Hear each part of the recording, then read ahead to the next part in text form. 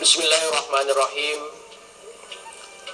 Assalamualaikum warahmatullahi wabarakatuh. Alhamdulillah. Alhamdulillahilladzi arsala rasulahu bil huda wa dinil haqq liyuzhirahu ala dini kullihi walau karihal musyrikun. Asyhadu an la ilaha illallah wa asyhadu anna Muhammadar Rasulullah.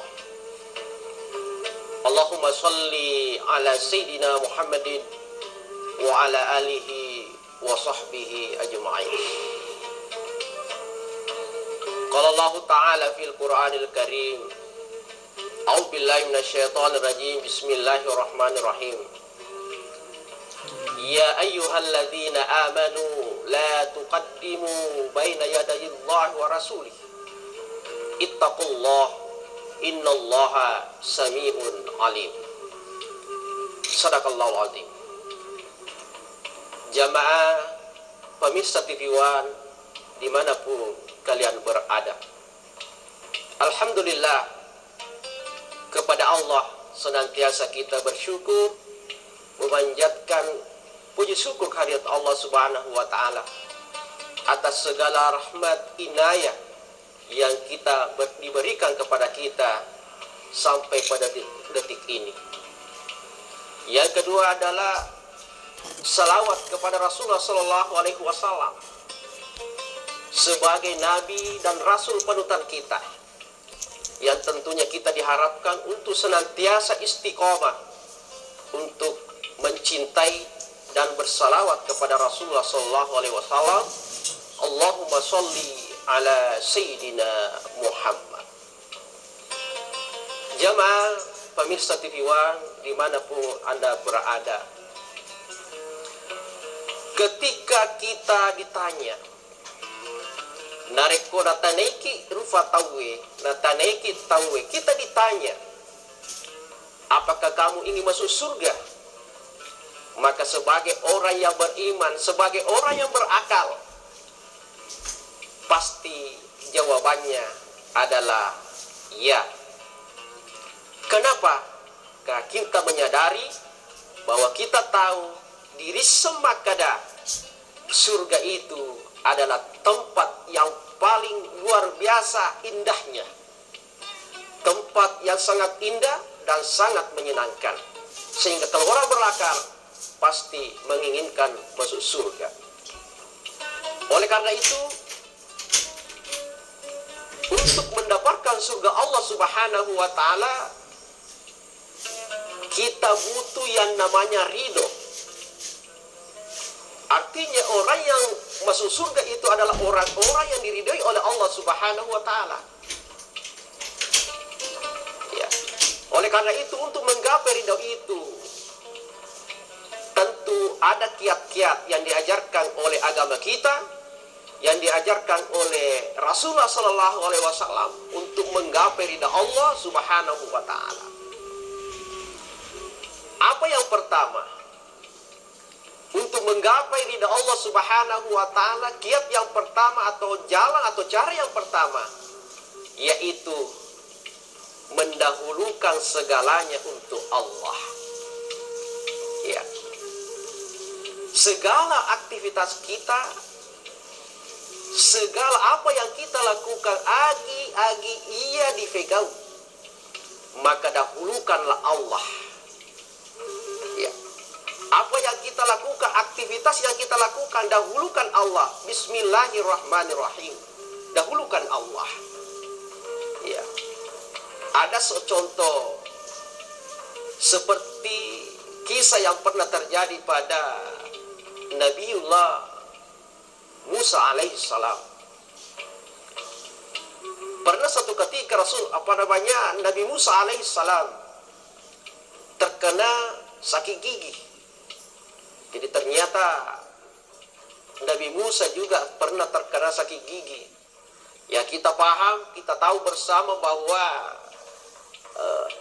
sakit gigi itu dalam bahasa kita itu degaga jago.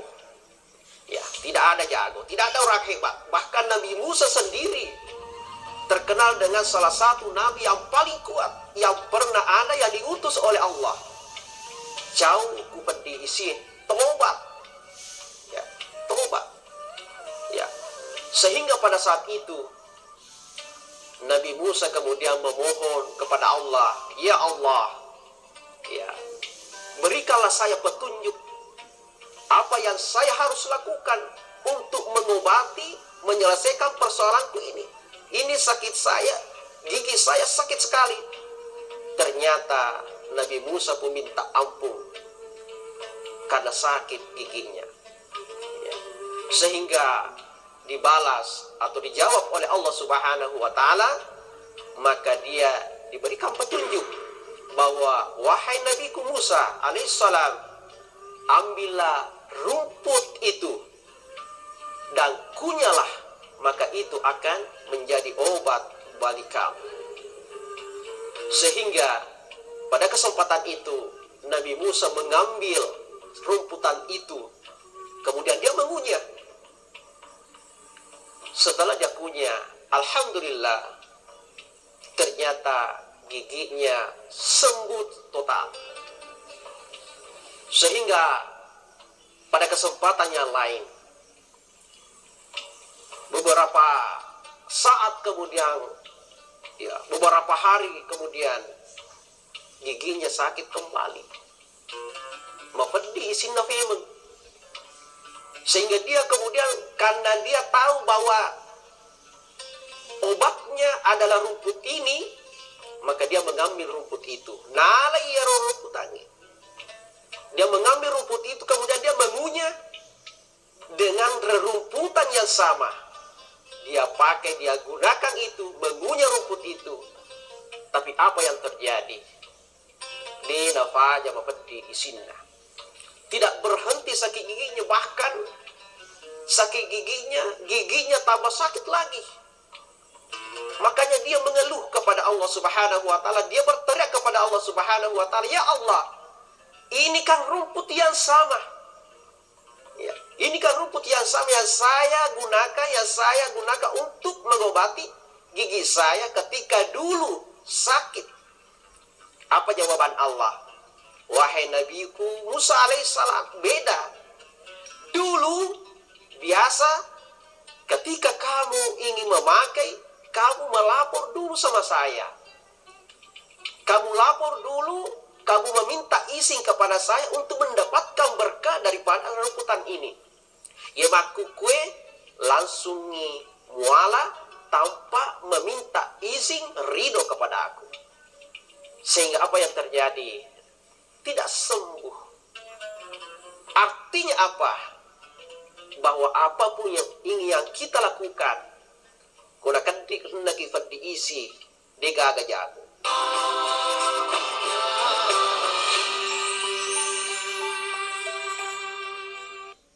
Merdeka, merdeka buat selama-lamanya.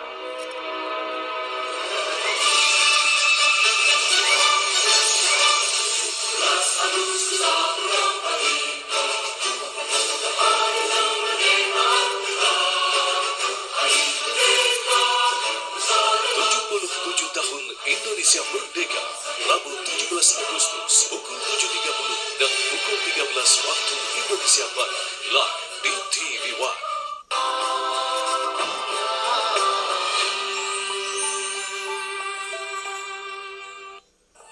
Ketika orang kena sakit gigi, coba saya tanya, ketika kita sakit gigi, siapa yang kita ingat?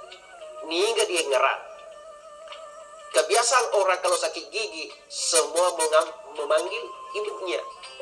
Indoe, dia tuh sakit sekali. Wahai bapakku, wahai mamaku, sakit sekali.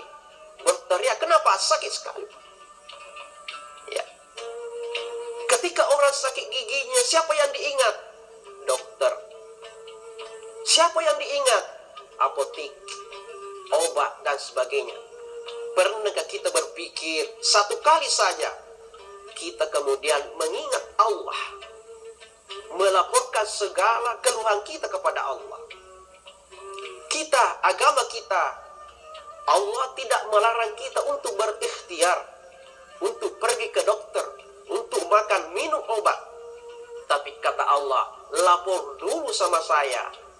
Ya, minta dulu restu, ridho kepada saya, supaya saya memberikan khasiat kepada obat itu. Dengan cara apa ya Allah?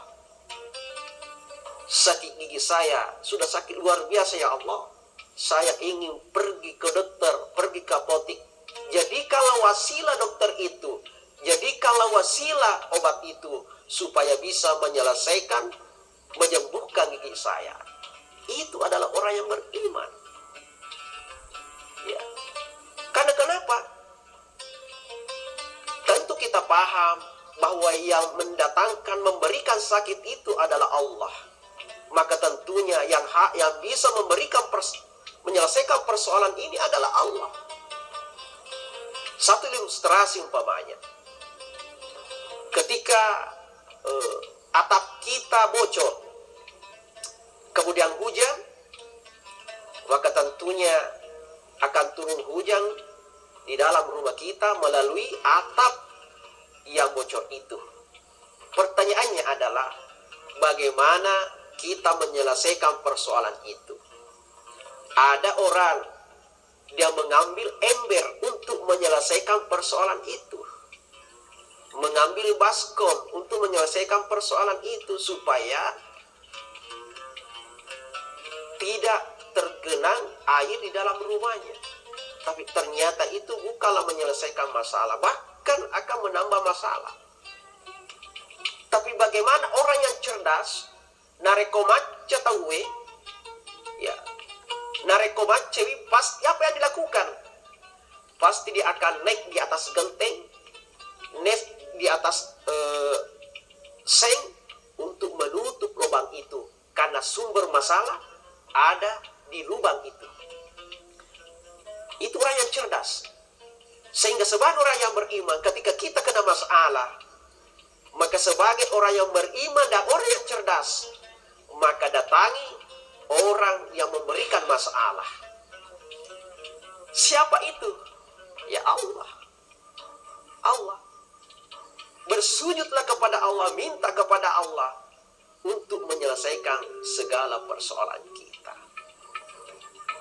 Jamaah TV One, dimanapun Anda berada, ini yang pertama. Untuk menggapai ridha Allah adalah banyak-banyak mengingat Allah, dahulukan Allah atas segala apa yang kita lakukan. Yang kedua adalah banyak-banyaklah beristighfar kepada Allah Subhanahu wa Ta'ala. Mohon ampun kepada Allah. Di dalam Al-Quran, Bismillahirrahmanirrahim, Fakultu stakbiru rabbakum innahu kana ghaffara yursilis sama'a alaikum midarara wa yumdidakum bi amwali wa banin wa yaj'al lakum jannat wa yaj'al lakum anhara. Ya. Ini ayat disampaikan oleh Allah kepada kita sebagai jalan untuk menyelesaikan masalah kita. Dengan cara apa? Istighfar. Karena biasanya kita sebagai manusia, kita memahami, dipahami makna istighfar itu hanya untuk ketika kita melakukan perbuatan dosa. Kita berdosa kepada Allah baru kita istighfar. Ternyata jauh daripada itu. Kalimat istighfar luar biasa khasiatnya, bisa menyelesaikan segala persoalan kita. Apa buktinya? Pernah suatu ketika Imam Hasan Basri didatangi oleh orang yang ingin menyelesaikan persoalannya. Ya, Abu Hasan Al-Basri ini adalah salah satu ulama terkenal pada masa itu. Dan tempatnya masyarakat bertanya untuk menyelesaikan segala persoalannya. Pernah suatu ketika dia bersama dengan muridnya di tempat dia mengajar. Mungkin dalam bahasa kita sekarang adalah tempat, ada pesantrennya. Maka datanglah salah satu masyarakat bertanya, duduk di hadapan Imam Hasan al-Basri, wahai guru kami, bahwa saya punya masalah, saya punya persoalan di kampung saya. Apa kata Hasan Basri? Aga masalahmu, maga kombo. Ya, kenapa? Apa kata orang ini? Bahwa di kampung saya terjadi paceklik, kekeringan yang berkepanjangan, sehingga tidak ada satupun tumbuhan, tidak ada satupun sawah yang mengalir airnya, sehingga hasil panen kami tidak ada sudah bertahun-tahun, sehingga masyarakat sangat menderita karena paceklik ini. Oleh karena itu, wahai Syekh, berikanlah solusi yang terbaik untuk menyelesaikan persoalan ini. Apa kata Syekh Imam Hasan al-Basri? Singkat, istaghfiru rabbakum. Kembalilah, lesunuku kampungmu, lesunuku kampungmu. Padangi masyarakat, padangi si kampungmu, padangi bainemu, padangi keluargamu, kasih tahu masyarakat. Ajari keluargamu, istaghfiru rabbakum.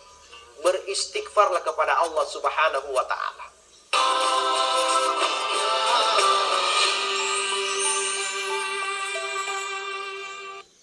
Usut tuntas, jangan ada yang ditutup-tutupi karena publik ingin melihat Polri bisa menyelesaikan masalah ini atau tidak. Kebebasan apa yang masih kurang? Orang memaki-maki presiden, orang menghina presiden, orang mengejek presiden, orang mencemooh presiden juga tiap hari kita dengar. Wawancara khusus Presiden Joko Widodo bersama Karni Ilya, Rabu 17 Agustus pukul 20 waktu Indonesia Barat.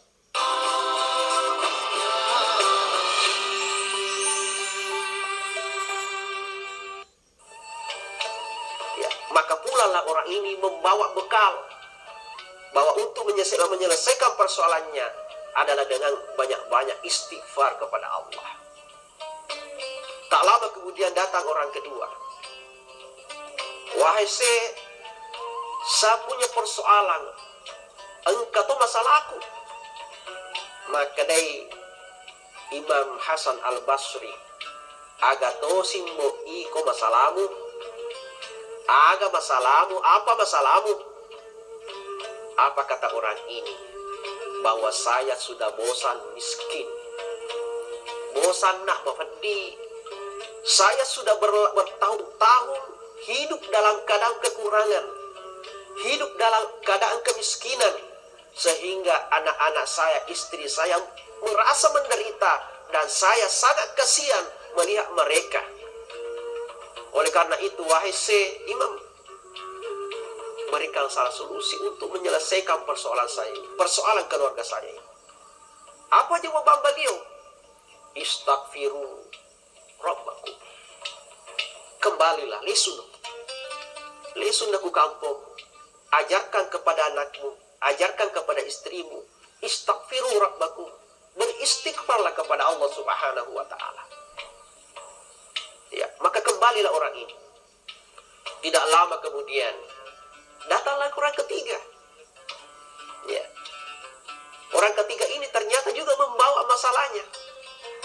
Jadi ternyata orang itu, ya, setiap orang punya masalah, Pak. Terlihat dari ini, masyarakat punya banyak masalah. Kita pun banyak masalah, ada masalah. Tidak ada orang yang tidak ada masalahnya. Maka tidak salah, biasa kita lihat ada di mobil truk itu di belakangnya itu. Biasanya kita lihat logo, lihat tertulis di belakangnya itu apa? Padahal lasah. Artinya apa? Semua orang ada masalahnya. Ya. Terbukti ini tadi orang ketiga juga datang membawa masalah. Apa kata Imam Hasan al-Basri? Kamu apa masalahmu? Ya. Agato iko masalahmu. Apa masalah kamu? Kenapa datang di sini? Apa kotoran ini? Wahai guru kami, imam kami, Saya ini sudah bertahun-tahun sudah menikah. Sudah lama, berpuluh-puluh tahun saya menikah. Tapi sampai hari ini, sampai pada detik ini, saya belum mendapatkan keturunan. Saya belum mendapatkan anak. Saya baru mendapatkan memperoleh momongan. Inilah keluh kesahnya orang ini.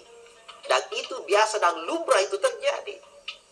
Karena memang seperti itu ketika kita sudah menikah, Pak. Pura ki boting, pura ki mak bene.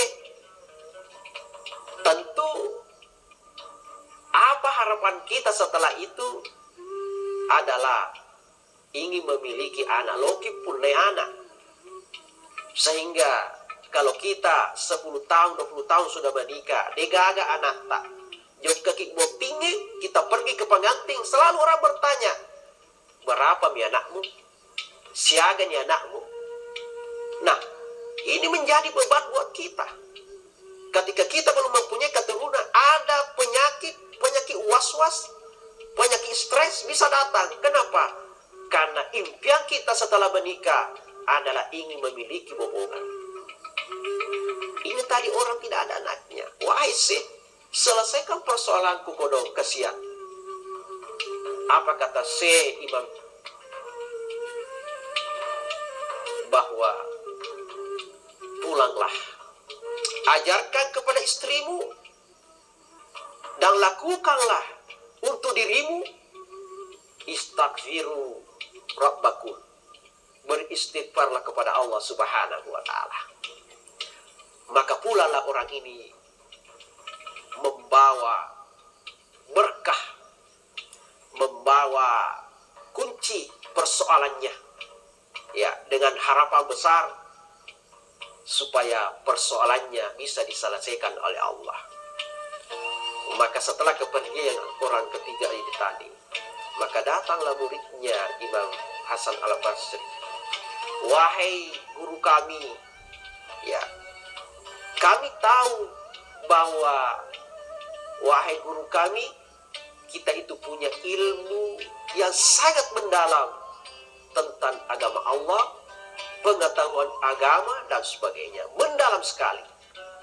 Tapi tadi saya mendengarkan dari ketiga orang yang bertanya tadi, telu tomakutana, dengan perbedaan pertanyaan, persoalan yang berbeda, dega kepada masalahna, tapi jawabannya sidimi.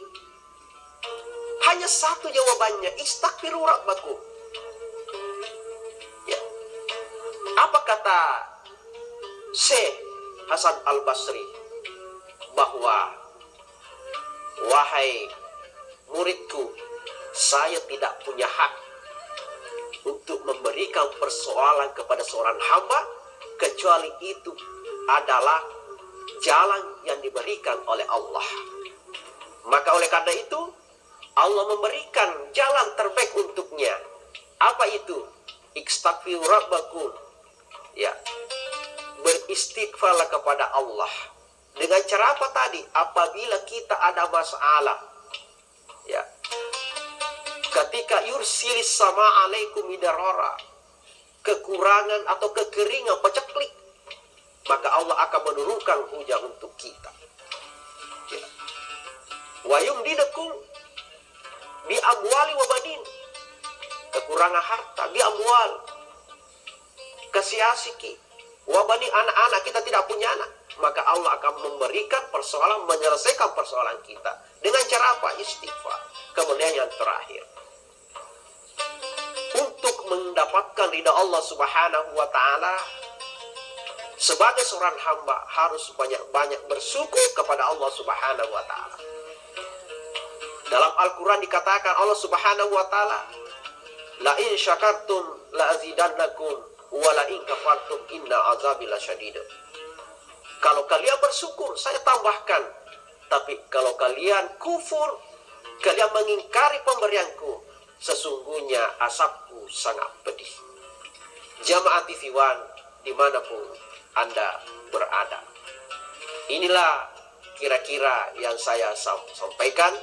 Dan sebagai kesimpulan bahwa Kalau kita mau mendekati Allah, mendapatkan ridho Allah Subhanahu wa taala, minimal 3 yang harus kita miliki adalah, yang pertama adalah dahulukan Allah, yang kedua adalah berbanyak-banyaklah beristighfar kepada Allah Subhanahu wa taala, dan yang terakhir adalah banyak-banyaklah bersyukur atas segala limpahan rahmat yang diberikan kepada kita. Inilah yang saya sampaikan, mudah-mudahan ada berkahnya. Dan mohon maaf atas segala kekurangan. Wabillahi taufiq wa sa'adah. Wallahu muwaffiq ila aqwamit thariq. Assalamualaikum warahmatullahi wabarakatuh.